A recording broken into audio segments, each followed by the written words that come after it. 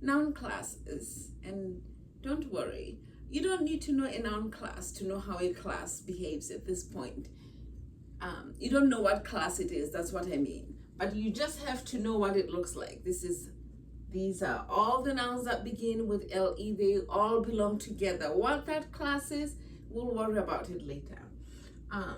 You also observed that they behave a certain way in the singular. For example, lesale. What is the concord for lesale?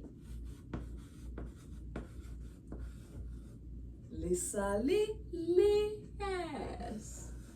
And what is the concord for masale, which is the plural form? This is the singular. The plural, masale. Notice here at the beginning, it has a